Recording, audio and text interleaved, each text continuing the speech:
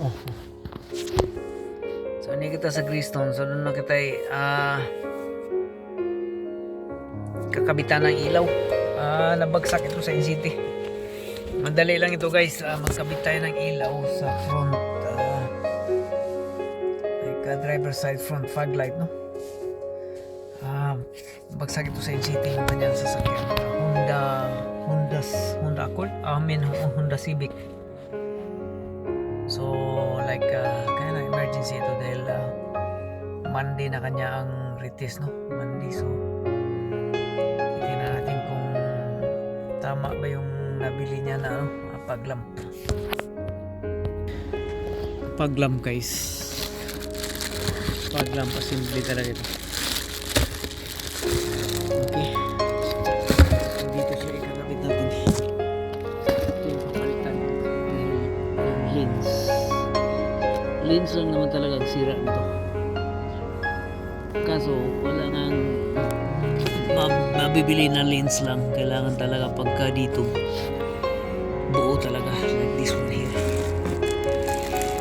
So papalitan talaga natin ng buo. So one thing that we need to know is we're gonna strip this out, the old one. Strip this out, we're gonna open here this one, and this is a lot of things to know. Like this is the windscreen bottle, no? So it may not be, it's not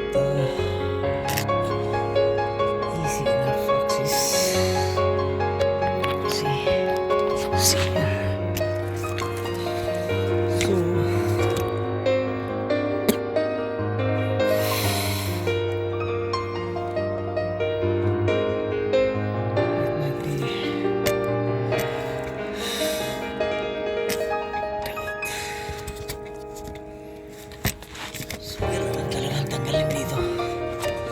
from here, this part here, let's see. So ilaw dito. Okay guys, so it may not necessary to remove completely the front bumper. Like you can have like a axis like that to force it down, and then you get your 10 mil socket with a ratchet, small ratchet, and just keep loosen the 10 mil bolt in here.